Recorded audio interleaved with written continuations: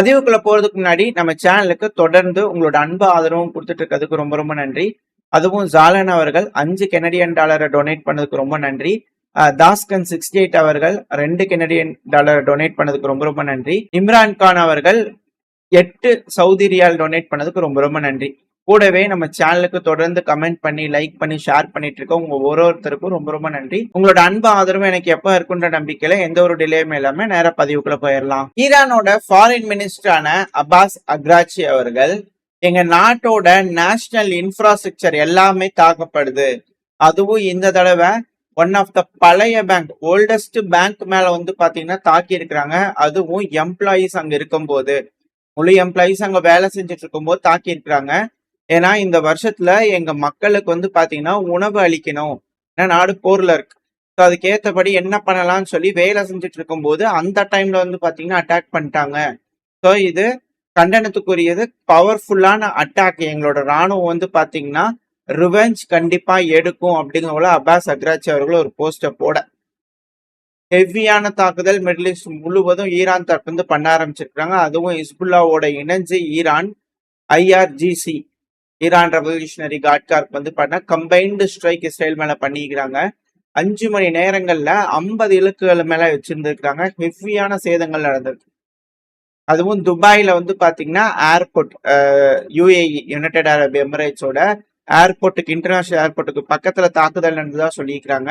உயர்மாடி கட்டடங்கள் மேல வந்து பாத்தீங்கன்னா தாக்குதல் நடந்திருக்கு. மேபி அசாசினேஷன் ஸ்ட்ரைக்கா இருந்திருக்கலாம். துல்லியமான தகவல்கள் ஈரானுக்கு கிடைச்சிருக்கும். ஏன்னா ஈரான்ல எப்படி ஒரு பில்டிங்கும் வெடிக்குது, கேஸ் வெடிச்சு. ஸோ அதே போல இங்க ஹைரேஸ் பில்டிங்ல இருக்கக்கூடிய துல்லியமான தகவல் தெரிஞ்சு கரெக்டா அந்த ஹைரேஸ் பில்டிங்ல கரெக்டா அந்த அபார்ட்மெண்ட்ல வந்து பண்ண அடிச்சிருக்கிறாங்களா அப்படின்ற கேள்விகள். ஸோ தொடர்ந்து UAE அதிகப்படியா தாக்குதல் பண்ணிட்டு இருக்கு. ஸோ இதோட ரிசல்ட் எடுத்து பார்க்கும்போது வந்து பாத்தீங்கன்னா இஸ்ரேலை விட 3 மடங்கு தாக்குதல் UAEல நடந்துகிட்டு இருக்கு. மிசைல் அப்புறம் ட்ரோன்கள் கம்பைண்டா அதிகப்படியான தாக்குதல் இலக்கு அப்படிங்கிறது UAEல தான் இருக்கு. ஸோ UAEல அதிகப்படியான அமெரிக்காவோட வீரர்கள், அதிகப்படியான அமெரிக்காவோட பிரசன்ஸ் இருந்திருக்கா அப்படின்ற கேள்விகள் இருக்கு. என்னதான் இல்லைன்னு சொல்லிட்டு இருந்தாலும், பேஸ் இல்லையே அது இல்லைன்னு சொன்னாலும் ஹெவியான தாக்குதல்கள் UAEல நடக்குது. ஹெட் குவார்டர்ஸ் இது போல விஷயங்கள்ல வந்து பண்ண அட்டாக் நடந்துட்டு இருக்கு. இப்போ இதுல UAEனால மிக பெரும் அளவுல இந்த ஈரான் UAE அட்டாக் பண்ணிக்கிறாங்க இல்லையா, இதனால அதிக அளவுல பாதிப்படைகிறது சூடானோட ராணுவம் தான். தெய்வமே தன்னால எங்க இருந்தீங்க அப்படிங்கிறது போல அவங்க தரப்புல இருந்திருக்கும். ஏன்னா UAE எல்லா பக்கத்திலையும் போய் கண்டனங்கள் தெரிவிச்சிருந்தா சூடானோட ராணுவம், ஆளுகின்ற அரசாங்கம். சூடானோட தற்போதைய ராணுவம் தான் வந்து பண்ண ஆட்சி பண்ணிட்டு இருக்கு. ஸோ அவங்களுக்கு எகெயின்ஸ்டா துணை ராணுவ படை சண்டை பிடிச்சிட்டு இருக்காங்க. ஸோ அங்க ஒரு சிவில் வார் போயிட்டு இருக்கு, அதை நம்ம சேனல்ல பாத்துக்கிட்டு இருக்கோம்.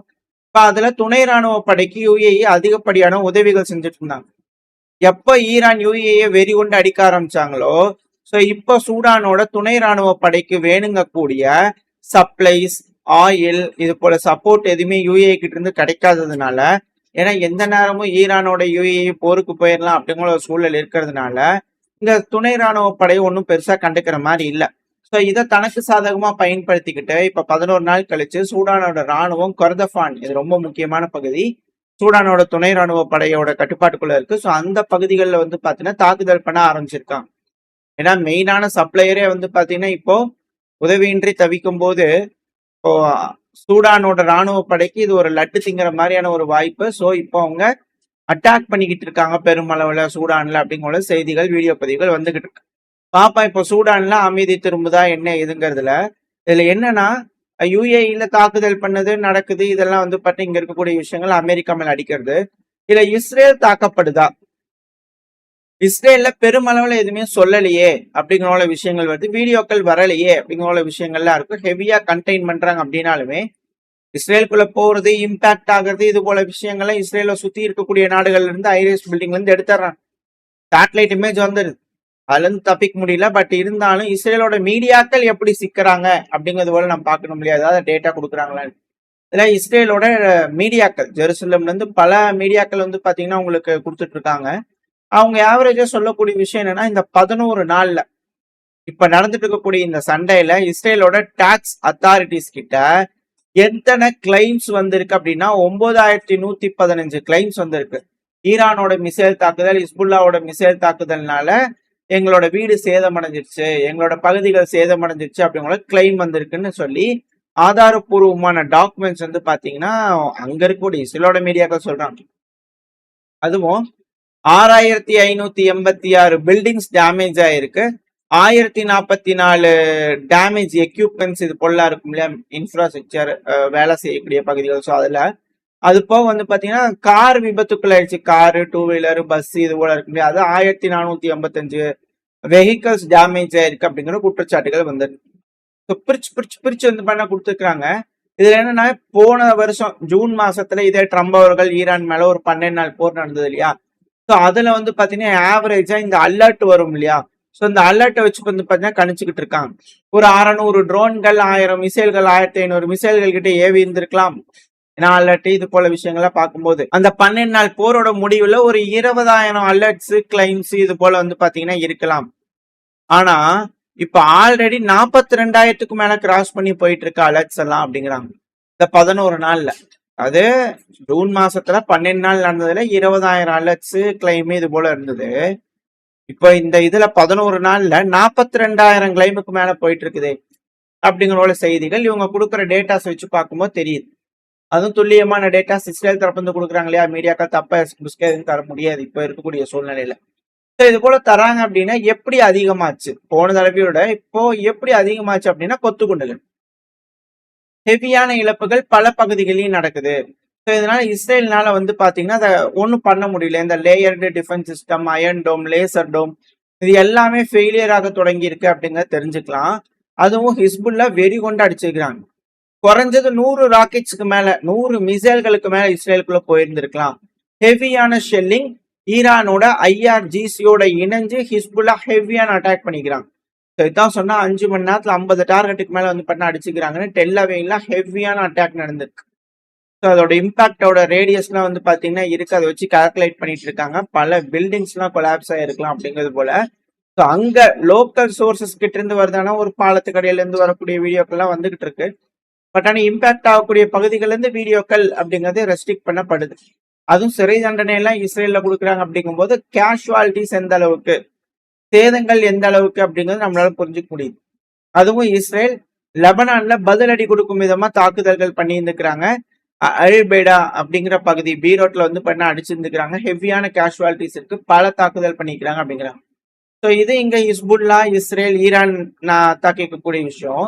இதுல பெஹ்ரைன்ல வந்து பாத்தீங்கன்னா ஏர்போர்ட்ல இருக்கக்கூடிய ஃபியூயல் டிப்போ மேல அட்டாக் நடந்திருக்கு. அது போக பேக் டு பேக் அட்டாக் நடந்துட்டு இருக்கு. வெடி விபத்துகள் கேட்டதா சொல்லப்பட்டு வருது லோக்கல் சோர்சஸ் தரப்புல இருந்து.